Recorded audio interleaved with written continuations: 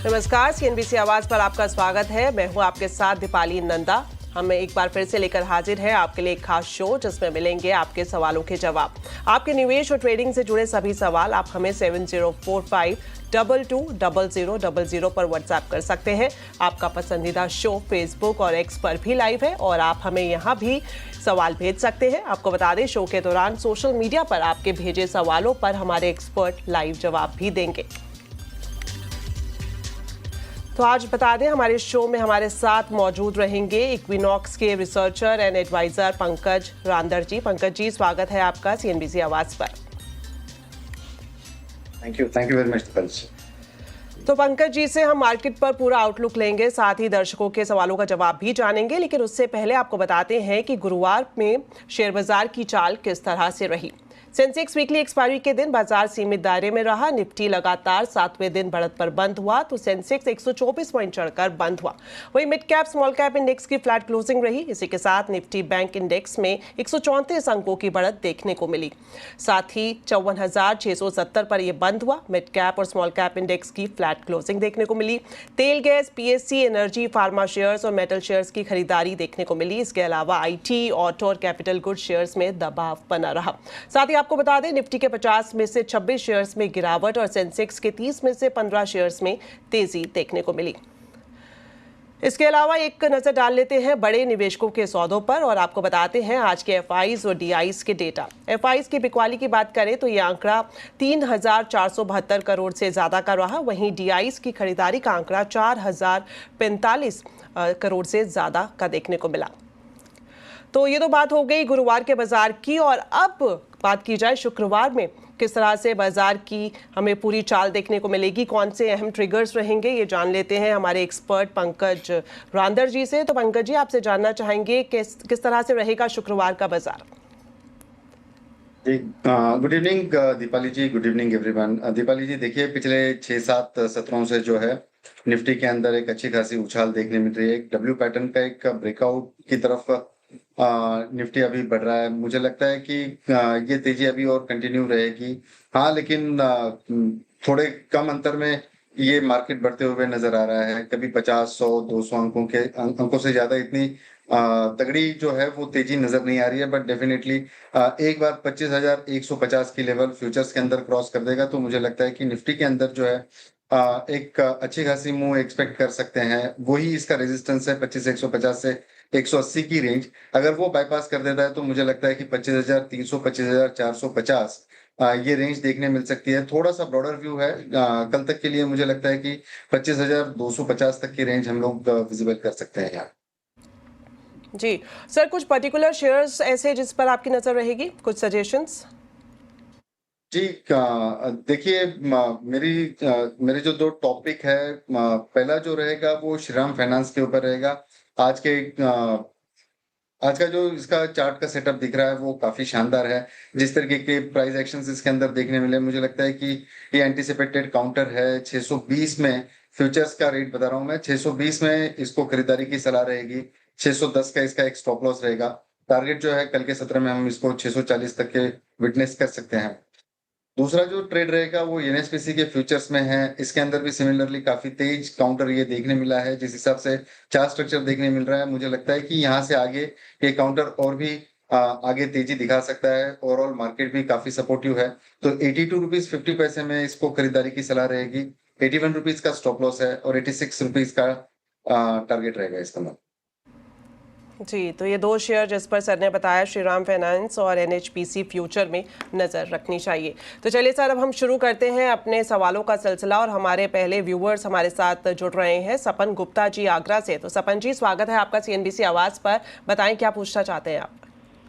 जी नमस्ते। मैं ये रिलायंस के मेरे पास 340 शेयर हैं 1460 के रेट से, तो इसमें क्या करना चाहिए मुझे? जी, तो पंकज जी, 340 शेयर्स रिलायंस के और जो एवरेज प्राइस है इनका 1460 है, बताएं। जी सर, डेफिनेटली काफी स्ट्रॉन्ग काउंटर है। हर गिरावट में इसमें खरीदारी की सलाह रहेगी। अभी फिलहाल ये अगर लार्जर टाइम फ्रेम पे देख रहे हैं तो 200 डेमा के आसपास का एक सपोर्ट लेता हुआ नजर आया। इसको होल्ड करने की सलाह रहेगी और कहीं पे भी अगर डिप आता है मार्केट के अंदर तो 1340 1360 की रेंज में इसको ऐड करने की सलाह रहेगी। स्टॉप लॉस जो है इसका लॉन्ग रन के अंदर मुझे लगता है कि 1280 का रख के चलना चाहिए। आपका रेट तो डेफिनेटली मिलना ही चाहिए। प्लस मुझे लगता है कि ये 1550 रुपए तक की काउंटर आ सकता है, बशर्ते इसके अंदर 3 से 6 महीने का आपको अवधि देना होगा।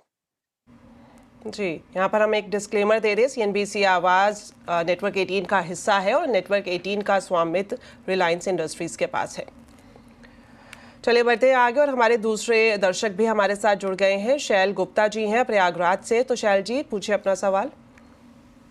मेरे पास डेन नेटवर्क के 2000 शेयर्स हैं एट द रेट ऑफ 83। इसके लिए क्या करना है मुझे? मैंने काफी समय से होल्ड किया हुआ है। एक्चुअली पहले तो सही जा रहा था, बट अब मतलब उसके बाद से फिर इसमें कोई ग्रोथ नहीं दिख रही। क्या करूं?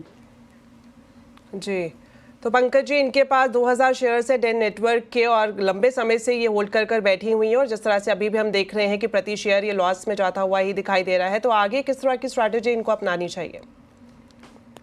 जी, दिवाली जी देखिए यहाँ पे एक लोअर लोज के फॉर्मेशन कंटिन्यूअस देखने मिले हैं। अभी फिलहाल कंसोलिडेशन के फेज में है। वॉल्यूम के काफी कंसर्न्स इसके अंदर नजर आ रहे हैं। आरएसआई नेगेटिव डाइवर्जन के साथ में खड़ा है। मुझे लगता है कि एक 34 के नीचे इसके अंदर एक अच्छा खासा स्ट्रक्चरल ब्रेकडाउन दिख रहा है यहाँ पे, जिसका एक बेस बना हुआ है 35 रुपए 50 पैसा, 35 रुपए 60 पैसे की रेंज में। अगर वो टूट जाता है और उसके बाद में 34 की लेवल टूटती है तो इसके अंदर एक बड़ा ब्रेकडाउन भी देखने मिल सकता है। मेरे हिसाब से डेन नेटवर्क से एग्जिट लिया हुआ ज्यादा बेटर रहेगा। तो डेन नेटवर्क से एग्जिट करने की सलाह यहाँ पर हमारे एक्सपर्ट की तरफ से दी जा रही है। अगले कॉलर जुड़ गए हैं हमारे साथ सतीश सैनी जी, जो कि कुरुक्षेत्र से है। सतीश जी स्वागत है आपका सीएनबीसी आवाज पर। पूछिए अपना सवाल। हाँ नमस्कार सर। हेलो नमस्कार सर। जी बताएं। सर मेरे अभी जेएसडब्ल्यू स्टील के 810 की प्राइस पे 400 शेयर है सर। जी अभी मुझे उसमें नेक्स्ट 6 मंथ क्या करना रहेगा मैडम? जी, तो पंकज जी अगले 6 महीने के लिए ये आउटलुक जाना चाह रहे हैं। इनके पास जेएसडब्ल्यू के 400 शेयर है, 810 के प्राइस पर इन्होंने लिए हैं। एवरेज प्राइस यही रहा है और प्रॉफिट में फिलहाल ये शेयर जाता हुआ दिखाई दे रहा है। करीब करीब 289 प्रति शेयर के हिसाब से प्रॉफिट यहाँ पर देखने को मिल रहा है। तो आगे 6 महीने के लिए जानना चाह रहे हैं। मैम देखिए इसके अंदर एक पोजिशनल सेटअप के हिसाब से अगर देखते हैं तो काफी स्ट्रांगली प्लेस्ड काउंटर है। ओवरऑल पूरे सेक्टर के अंदर एक अच्छी खासी तेजी यहाँ पे देखने मिल रही है। एक इसका जो बेस है 1020 1025 की लेवल का, वो एक स्टॉप लॉस मेंटेन करना चाहिए। मतलब at any given point in time आप नुकसान में नहीं रहेंगे। यहाँ पे स्टॉप लॉस ट्रेल करने की हमेशा हैबिट होनी चाहिए। मुझे लगता है कि 6 महीने का नजरिया है यहाँ से, तो 1250 रुपए तक के रेट्स यहाँ पे देखने मिल सकते हैं। स्टॉप लॉस ट्रेल करके इसको होल्ड करने की सलाह रहेगी 1250 रुपए के टारगेट के लिए। बिल्कुल, तो अभी भी इनका अच्छा खासा प्रॉफिट दिखाई दे रहा है और आगे जिस तरह से पंकज जी ने बताया कि 1250 तक इसके दाम देखने को मिल सकते हैं, तो बढ़िया परफॉर्मेंस इस पर दिखाई दे रही है। चलिए बढ़ते हैं आगे और एक और कॉलर हमारे साथ जुड़ गए हैं। बनवारी लाल मीना जी रतलाम से हैं। तो स्वागत है आपका मीना जी, बताएं आपका सवाल क्या है? गुड इवनिंग मैडम जी। 1000 शेयर है madam union bank of India के 145 के रेट में। अगले 1 साल के लिए आप जानना चाह रहे हैं? बिल्कुल बिल्कुल 1 साल के लिए। जी, तो पंकज जी 1000 शेयर्स हैं 145 के प्राइस पर और अभी प्रति शेयर इनको लॉस भी है 11 रुपए से ज़्यादा। और 1 साल आगे किस तरह से आउटलुक इसका जाता हुआ दिखाई देगा? आपकी क्या राय रहेगी इस पर?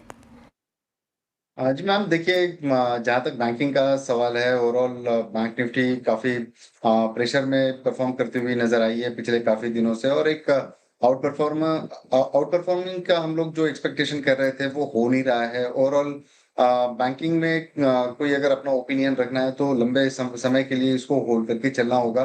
ओवरऑल स्टॉक अच्छा है, चार्ट्स पे वेल प्लेस्ड है, यहाँ पे एडिशंस करने की सलाह रहेगी। लेकिन ओवरऑल जिस हिसाब से पूरे बैंकिंग सेक्टर के अंदर जिस तरीके से एक उदासीनता देखने मिली है, हो सकता है कि थोड़ा सा टाइम और वेट करना होगा। लेकिन over the period of time आपको इसके अंदर अच्छी खासी मूव्स एक्सपेक्ट कर सकते हैं यहाँ पे। तो 170 रुपए तक के टारगेट्स 1 साल से 1.5 साल के भीतर आपको देखने मिलना चाहिए यहाँ पे। तो मेरे हिसाब से इसको होल्ड करना चाहिए, पेशेंस के साथ में होल्ड करना चाहिए यहाँ। जी, ज़ाहिर तौर पर इनका सवाल भी 1 साल के लिए था और जिस तरह से आपने बताया कि अगर लंबे वक्त के लिए आप इसे होल्ड करते हैं तो आपको और भी ज़्यादा इसमें फ़ायदा देखने को मिल सकता है। एक और हमारे दर्शक अब हमारे साथ जुड़ गए हैं नोएडा से, अनिल भारद्वाज जी। तो अनिल जी, स्वागत है आपका CNBC आवाज़ पर। बताएं क्या सवाल है आपका। नमस्कार मैडम, नमस्कार पंकज जी। मेरे पास 90 शेयर्स हैं ग्लेन फार्मा के 2126 पे और 6 months to 1 year का मेरा है आगे इसका रखने होल्ड करने का। तो पंकज जी, आपसे जानना चाह रहे हैं ये ग्लेनमार्क फार्मा के इनके पास 90 शेयर्स हैं 2126 के एवरेज प्राइस पर और अभी थोड़ा प्रॉफिट में ही ये शेयर दिखाई दे रहा है। अगले 6 महीने से 1 साल का किस तरह का आउटलुक इस स्पेसिफिक शेयर में देखने को मिल सकता है? जी, इनफैक्ट जिस हिसाब से चार्ट स्ट्रक्चर यहाँ पे दिख रहा है, पिछले 1 हफ्ते में ही इसके अंदर एक बहुत ही स्ट्रॉन्ग मोमेंटम इसके अंदर विटनेस किए हैं। ओवरऑल फार्मा काउंटर्स काफी अच्छे चल रहे हैं, चुनिंदा काउंटर्स के अंदर काफी अच्छा उछाल भी देखने मिल रहा है। मुझे लगता है कि डेफिनेटली ये होल्ड करने वाला काउंटर है। इसको होल्ड करने की सलाह रहेगी। अगर आप शॉर्ट टर्म के लिए अगर इसको होल्ड कर रहे हैं तो 2250 रुपए तक के टारगेट्स आपको काफी आसानी से देखने मिल सकते हैं। लेकिन over the period of time अगर आप इसको होल्ड करते हैं तो मुझे लगता है कि 2600 रुपए तक के टारगेट्स इसके अंदर आसानी से देखने मिल सकते हैं। टाइम पीरियड आपको 6 महीना से 1 साल आपको होल्ड करने की सलाह रहेगी। बिल्कुल, तो 2600 तक का टारगेट इसमें देखने को मिल सकता है अगर आप लंबी अवधि के लिए इस पर बने रहते हैं तो। बढ़ते हैं आगे और एक और व्यूअर अब हमारे साथ जुड़ गए हैं, ब्रजभूषण जी गुरुग्राम से। स्वागत है भूषण जी आपका, बताएं आपका सवाल। मेरे को जियो को मैंने डाला हुआ है, लेकिन वो जियो का ही मालूम पड़ा था, जियो फाइनेंस का, कि उसका फ्यूचर क्या है। तो मैं 365 पे लिया हुआ है, 1000 शेयर्स है मेरे पास। जी, तो लॉन्ग टर्म स्ट्रैटेजी किस तरह की रहेगी जियो फाइनेंस में? इनके पास 1000 शेयर है 365 के रेट पर। पंकज जी, 1 से 3 साल के लिए ये सोच रहे हैं इसमें बरकरार रहना?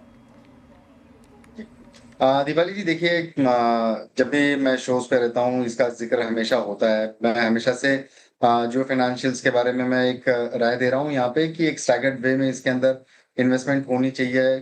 जिस हिसाब से इसके चार्ट स्ट्रक्चर है काफी बुलिश लग रहा है। मुझे लगता है कि अगर आपका 3 से 4 साल का अगर नजरिया है, नो वंडर अगर ये 4 डिजिट्स में दिख जाए तो डेफिनेटली कोई भी गिरावट इसके अंदर एक खरीदारी का मौके के हिसाब से देखना चाहिए। होल्ड करने की सलाह रहेगी। टारगेट मेरे हिसाब से 3 से 4 साल के बीच में 1000 प्लस का जाना चाहिए। जी, यहाँ पर भी हम आपको एक बार फिर से डिस्क्लेमर देना चाहेंगे कि CNBC आवाज़ जो है वो नेटवर्क 18 का हिस्सा है और इसका स्वामित्व रिलायंस इंडस्ट्रीज़ के पास है। चलिए, अब एक और हमारे व्यूअर हैं, गुड़गांव से हमारे साथ जुड़ रहे हैं, पुनीत छाबड़ा जी। पुनीत जी, स्वागत है आपका CNBC आवाज़ पर। बताएं आप हमारे एक्सपर्ट से क्या जानना चाह रहे हैं। नमस्कार मैम। नमस्कार सर। मेरे पास 3 शेयर्स हैं जिस पे मुझे आपकी राय चाहिए। 50 शेयर्स है BSE at the rate of 2500, 50 shares है MCX at the rate of 7950 और 1500 शेयर हैं सुजलॉन के एट द रेट ऑफ 65। ये तीनों में मैंने ट्रेडिंग के लिए लिए थे, लेकिन तीनों में लॉस हो रहा है, तो अब मैं जायज राय जानना चाहता हूँ। जी, तो तीनों शेयर्स में इनको लॉस हो रहा है जिस तरह से इन्होंने बताया। तो पंकज जी, जिस तरह से इस बात को ये बता चुके हैं, अगर हम BSE के देखें तो अभी प्रति शेयर इनको 337 रुपये से ज़्यादा का नुकसान हो रहा है। वहीं अगर हम MCX की बात करें तो ये भी नीचे जाता हुआ दिखाई दे रहा है। और इसके अलावा सुजलॉन पर आपकी क्या राय रहेगी इनके लिए? जी मैम देखिए, जहाँ तक MCX और BSE का सवाल है, एक ही सेक्टर के हैं और आज की जो न्यूज़ आई है उसके चलते ये पूरे स्पेस के अंदर एक तगड़ी गिरावट देखने मिली है। चाहे वो CDSL हो, BSE हो, MCX हो, एंजल वन जैसे स्टॉक्स हो, तो सारे स्टॉक्स के अंदर एक अच्छी खासी गिरावट देखने मिली है। अगर ये चीजें आगे बढ़ती है कि जिस हिसाब से जो सेबी का कंसल्टेशन पेपर आने की बात हो रही है और अगर ये चीजें बढ़ती है तो मुझे लगता है कि BSE के अंदर एक स्ट्रक्चरल ब्रेकडाउन देखने मिल सकता है। अगर न्यूज अगर कहीं ना कहीं पॉजिटिव आती है तो मुझे लगता है कि एक बहुत शार्प लेवल है यहाँ से, चाहे वो MCX हो या BSE के लिए यही लेवल्स है कि यहाँ से शार्प रिवर्सल देखने मिल सकता है, लेकिन चांसेस थोड़े से कम लग रहे हैं। 200 डेमा करीब करीब इसका 2000 के आसपास का है। अगर वो तोड़ता है तो आपको एग्जिट करने की सलाह रहेगी, और न्यूज ड्रिवन है काउंटर, तो थोड़ा सा इसका समय लग सकता है कि ये वापस अपने पुराने रेट्स पे आने के लिए। तो अगर आप छोटे टाइम के लिए अगर आप सोच रहे हैं तो मेरे हिसाब से यहाँ पे थोड़ा सा स्ट्रिक्ट स्टॉप लॉस मेंटेन करना चाहिए 2050 का, और MCX में भी मोर और लेस यहाँ से 200 रुपए और नीचे का एक स्टॉप लॉस यहाँ पे शॉर्ट टर्म टाइम फ्रेम के लिए आप इसको स्टॉप लॉस मेंटेन करके चले। जहां तक बात सुजलॉन की है मैम, सुजलॉन का स्ट्रक्चर भी पिछले काफी दिनों से एक रेंज में नजर आ रहा है। मुझे लगता है कि 60 के ऊपर अगर ये काउंटर जाए तब इसके अंदर दोबारा खरीदारी के मौके ढूंढने चाहिए। तब तक के लिए ये काउंटर थोड़ा साइडवेज निगेटिव लग रहा है। ये शॉर्ट टर्म की बात कर रहा हूँ। अगर आप लंबी अवधि के निवेशक है तो मुझे लगता है कि एक 48 का एक स्टैंडर्ड स्टॉप लॉस आप इसको मेंटेन करें। ऊपर में टारगेट की आप इसका 68-75 तक के लिए आप होल्ड करके चल सकते हैं। जी बिल्कुल, तो शॉर्ट टर्म के लिए अगर ये स्टॉक 60 के ऊपर जाता है तो खरीदारी की यहाँ पर सलाह दी गई। और साथ ही साथ MCX और BSE की बात करें तो जाहिर तौर पर कल एक अहम बैठक होने वाली है SEBI की, और उसमें देखना होगा किस तरह की खबर निकलकर सामने आती है। तो चलिए बढ़ते हैं आगे, और एक और हमारे व्यूअर अब हमारे साथ जुड़ रहे हैं, अनिल मिश्रा जी आरा से। तो अनिल जी, स्वागत है आपका CNBC आवाज़ पर, बताएं अपना सवाल। धन्यवाद जुड़ने के लिए। यस बैंक का 5001 शेयर है, 20 रुपए 5 पैसे के भाव से।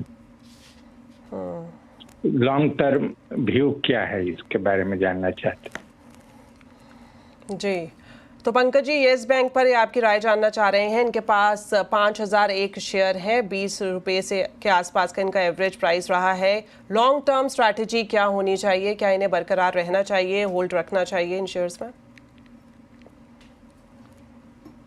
देखिए मैम, जिस हिसाब से इसका चार्ट का स्ट्रक्चर है, मैं हमेशा से मैं कभी ऐसे स्टॉक्स की कभी वकालत करता नहीं हूँ कि होना चाहिए। बहुत ही अब कितना भी घिस लो इसमें तो 20-22 के ऊपर की रेंज यहाँ पे नजर नहीं आती है। अगर आप देखते हैं तो 23 इसका एक जो लेवल है वो एक बेस वायलेशन का है, बार बार वहां से गिरते हुए नजर आया है स्टॉक को। मुझे लगता है कि इस स्टॉक से बेहतर होगा कि आप एक बार एग्जिट ले। बाकी काफी अच्छे काउंटर्स है बैंकिंग में, अगर आप चाह रहे हैं तो कोई भी PSU के अंदर जो अच्छा है, अभी फेडरल बैंक में मुझे लगता है कि काफी अच्छा चार्म है। बैंक ऑफ बड़ौदा में काफी अच्छा चार्म लग रहा है, तो वहां पे आपका जो पोजीशन है वो शिफ्ट करने की सलाह रहेगी। अगर आप इसको रखना ही चाह रहे हैं तो एक 19 का एक इसका स्टॉप लॉस मेंटेन करके चले। मुझे लगता है कि ऊपरी लेवल पर ये ज्यादा से ज्यादा 22 रुपए 50 पैसे 23 रुपए की रेंज यहाँ पे देखने मिल सकती है। तो PSUs दूसरे बैंक्स में पोजीशन शिफ्ट करने की सलाह यहाँ पर हमारे एक्सपर्ट की तरफ से दी गई है। चलिए बढ़ते हैं आगे, और एक और अब हमारे दर्शक हमारे साथ जम्मू कश्मीर से जुड़ रहे हैं, इशफाक। तो इशफाक, स्वागत है आपका CNBC आवाज़ पर, बताएं अपना सवाल। गुड इवनिंग एवरीवन जी, मेरे पास हुडको के शेयर है 480, बॉट एट 265.15। एक साल का आउटलुक है, आप प्लीज बताइए कि एक साल के आउटलुक के लिए मुझे क्या ध्यान रखना पड़ेगा।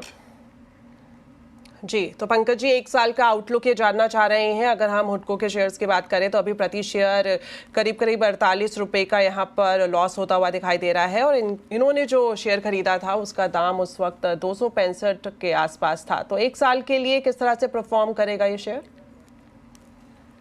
जी दिवाली जी, देखिए ये हुडको का जो ओवरऑल चार्ट स्ट्रक्चर है काफी जो है ये एग्रेसिव काउंटर नजर आता है। जिस हिसाब से पीछे जिस हिसाब से ये स्टॉक ने एंटिसिपेट किया था, अभी कुछ दिनों से कुछ वक्त से ये कर नहीं पा रहा है। मुझे लगता है कि अभी फिलहाल ये 200 डेमा के नीचे है, बट ओवरऑल चार्ट मुझे ठीक लगते हैं। अगर आप लंबे समय के निवेशक है तो 205-200 की रेंज में अगर ये स्टॉक दोबारा आता है तो थोड़ा सा एक्यूमुलेट करने की सलाह रहेगी यहाँ पे।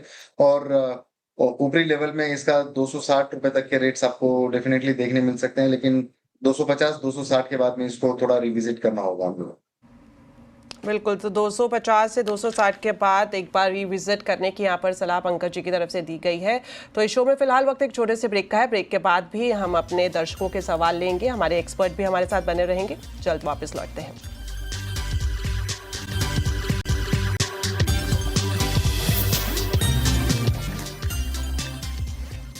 ब्रेक के बाद आपका एक बार फिर से स्वागत है और फिर से हम शुरू करेंगे। हम अपने दर्शकों के सवाल लगातार ले रहे हैं। निवेश से जुड़े हुए, ट्रेडिंग से जुड़े हुए एक्सपर्ट हमारे साथ मौजूद हैं जो उन पर राय भी दे रहे हैं। अब हमारे अगले व्यूअर हमारे साथ जुड़ रहे हैं दिल्ली से। त्रिलोकी कॉल जी, बताएं। स्वागत है आपका CNBC आवाज पर। कॉल जी, बताएं। Good evening ma'am. मैंने 2-3 शेयर्स का थोड़ा सा एडवाइस लेना है। एक तो मैंने अडानी पावर का लिया है 645 पर, ये 15 शेयर है। मैंने लिया है HDFC बैंक 100 शेयर जो कि 980 रुपीज पर है। और एक है बेल BHEL, वो मैंने लिया है 54 पर 100 शेयर। इन तीन के लिए मेरी एडवाइस चाहिए। इसको दो में थोड़ा लॉस है कि इनको रखना है या क्या करूं, या आगे चल के इसको होल्ड करूं। मुझे टाइम कोई इशू नहीं है, टाइम मेरे पास है, I can hold it, but if you can advice. बिल्कुल, तो लॉन्ग टर्म के लिए ये होल्ड कर सकते हैं जो 2 से 3 शेयर्स इन्होंने बताए पंकज जी। सबसे पहले अदानी पावर 15 शेयर है, 645 का रेट है, जिसमें हम अभी का जो देख रहे हैं वो लॉस हो रहा है प्रति शेयर 20 रुपये के आसपास। इसके अलावा HDFC बैंक के भी इनके पास 100 शेयर्स हैं, BHEL के भी इनके पास शेयर्स मौजूद हैं। तो ये लॉन्ग टर्म पूछ रहे हैं, होल्ड करने के लिए ये तैयार हैं, बताएं। देखिए दीपाली जी, मैं अदानी पावर की अगर मैं बात करूं यहाँ पे, तो पूरे अदानी के जो स्टॉक्स है उसकी रेटिंग की बात अभी फिलहाल देखने मिली। आज इसके अंदर काफी स्ट्रॉन्ग वॉल्यूम्स जो है अदानी पावर के अंदर देखने मिले हैं। इसमें जिस रेट पे इन्होंने लिया है उस रेट के हिसाब से अगर हम लोग देखते हैं तो इसमें होल्ड करने की सलाह रहेगी। अगर आपका टाइम पीरियड लंबा है तो इसको डेफिनेटली 550 का एक स्टॉप लॉस मेंटेन करके चले। टारगेट ऊपरी लेवल में मुझे लगता है कि 750 और 800 रुपए के देखने मिल सकते हैं। HDFC बैंक की ओवरऑल जो पेडिग्री है, अगर हम लोग बेंचमार्क इंडेक्स के हिसाब से अगर देखते हैं तो थोड़ा कम डिलीवर करता है, लेकिन ये काउंटर काफी कंसिस्टेंट है। बैंक निफ्टी पे सबसे बड़ा वेटेज रखने वाला काउंटर है, तो इसके अंदर जो चांसेस है लॉसेस के काफी कम हो जाते हैं। डेफिनेटली प्रॉफिट के चांसेस भी जो है वो बहुत मिनिमल होते हैं इसके अंदर इन टर्म्स ऑफ जिस हिसाब से ये स्टॉक की मूवमेंट होती है। तो डेफिनेटली होल्ड करके चलना चाहिए इस काउंटर के अंदर। नुकसान जो है वो काफी कम देखने मिलेगा यहाँ पे। और भेल के अंदर जो जिस हिसाब से इनका प्राइस पे इन्होंने लिया हुआ है काफी बढ़िया प्राइसेस है, लेकिन 260-270 की रेंज से एक कंटिन्यूअसली एक फॉल देखने मिला है। और अभी थोड़ा अगर हम लोग देखते हैं तो 205 के आसपास एक रेजिलियंस नजर आया और वहां से एक रिबाउंड इस स्टॉक में देखने मिला है। मुझे लगता है कि भेल भी लॉन्ग टर्म के लिए काफी स्ट्रॉन्ग काउंटर है। फिलहाल 200 डेमा के नीचे ट्रेड कर रहा है। जब ये 235 के ऊपर ट्रेड करना शुरू कर देगा डेली टाइम फ्रेम की क्लोजिंग बेसिस के ऊपर, तो मुझे लगता है कि ये दोबारा 270-300 तक की रेंज हासिल करने में कामयाब हो सकता है। तो तीनों काउंटर्स के अंदर मेरे हिसाब से होल्ड करने की सलाह रहेगी। जी बिल्कुल, तो तीनों काउंटर्स में होल्ड करने की सलाह लॉन्ग टर्म के लिए यहाँ पर हमारे एक्सपर्ट की तरफ से दी गई है। चलिए बढ़ते हैं आगे और अब उन दर्शकों के सवाल लेते हैं जिन्होंने हमें SMS के जरिए भेजा है। तो पहले हमारे जो दर्शक है जिन्होंने SMS के जरिए हमें अपना सवाल भेजा है, उनका नाम है KR नायडू जी, मुंबई से हैं और ये पूछ रहे हैं सर कि इनके पास TCS के 50 शेयर्स हैं। इन्होंने 3300 के एवरेज प्राइस पर उसको लिया था, तो किस तरह की आगे लॉन्ग टर्म स्ट्रैटेजी TCS के शेयर्स में देखने को मिल सकती है? जी ओवरऑल IT पैक के अंदर अभी एक रिसेंट यूफोरिया हम लोगों ने विटनेस किया है। इन्फोसिस की जैसे बायबैक की न्यूज आई है, सेम तर्ज के ऊपर मुझे लगता है कि आज ही डिस्कशन हुआ है चैनल पे। TCS में भी सेम तरीके की न्यूज हम लोग एक्सपेक्ट कर रहे हैं। मुझे लगता है कि ये काउंटर के अंदर कभी भी कोई टिप मिले तो जरूर लेना चाहिए। बीच में काफी कॉन्सिक्वेंसेस इसके अंदर झेलने पड़े कि जो लेबर कट है और बाकी सारी चीजों को लेकर ओवरऑल IT में भी इतना ज्यादा तेजी देखने नहीं मिला था, लेकिन अभी जिस हिसाब से IT परफॉर्म कर रहा है तो इन्फोसिस TCS जैसे काउंटर के अंदर खरीदारी की सलाह रहेगी। 3300 का भाव है, कोई रॉकेट साइंस नहीं होगा कि आप इसको होल्ड करें over the period of time. आप नो सरप्राइज अगर इसके अंदर 3600 से 3800 की रेंज देखने मिलेगी तो स्ट्रांगली होल्ड करने की सलाह रहेगी। बिल्कुल, तो IT सेक्टर बेटर परफॉर्म कर रहा है और इसी वजह से यहाँ पर खरीदारी की सलाह भी दी जा रही है। चलिए एक और हमारे पास सवाल आया है, SMS के जरिए ही ये सवाल है और ये सार्थक खोपकर जी का है मुंबई से। इनके पास टाटा मोटर्स के 100 शेयर्स हैं, एवरेज प्राइस इनका 887 के आसपास रहा है। बताएं किस तरह की स्ट्रैटेजी अपनाएं सर ये? ओवरऑल ये पूरे ऑटो स्पेस के अंदर ये अकेला काउंटर ऐसा है कि थोड़ा डाउन टिक में ट्रेड कर रहा है, लेकिन रिसेंट प्राइस एक्शन की अगर हम लोग बात करते हैं इसमें, तो एक डबल राउंडेड बॉटम का एक ब्रेकआउट यहाँ पे देखने मिल रहा है। ब्रेकआउट कंफर्म होते हुए भी नजर आया है। मुझे लगता है कि 705-706 की रेंज में भी इसमें खरीदारी की सलाह रहेगी। स्टैगर्ड वे से आप इसको लेकर चले, हालांकि इनके रेट्स काफी ऊंचे हैं। मैं शॉर्ट टर्म की अगर मैं बात करूं तो मुझे लगता है कि 760-780 की रेंज जो है वो आसानी से अचीव कर सकता है, और उसके बाद में हम ये काउंटर को रिविजिट करेंगे। बट ओवरऑल जिस हिसाब से महिंद्रा के काउंटर्स देख लीजिए, टीवीएस के काउंटर देख लीजिए, उसके मुकाबले ये काउंटर जो है वो थोड़ा सा सुस्त खड़ा हुआ है। जी बिल्कुल, तो 760 to 780 के बाद रिविजिट करने की यहाँ पर सलाह है। तो इसी के साथ अब वक्त हो गया है आपसे अलविदा कहने का, और सबसे पहले मैं पंकज जी आपको धन्यवाद कहना चाहूँगी, क्योंकि आपने हमारे लिए वक्त निकाला और हमारे दर्शकों के सवालों का जवाब भी दिया, अपनी एक्सपर्ट एडवाइस दी। और साथ ही साथ मैं दर्शकों को भी धन्यवाद कहना चाहूँगी, आपने हमें अपने सवाल भेजे, और इसी तरह आप अपने सवाल हमें भेजते रहिए। हमारा नंबर आपके पास है ही, और हम रोज़ाना अपने एक्सपर्ट के साथ आपके सवालों के जवाब लेकर हाजिर होते रहेंगे। और साथ ही आप सभी को शुक्रवार ट्रेड के लिए बेहद शुभकामनाएं। नमस्कार।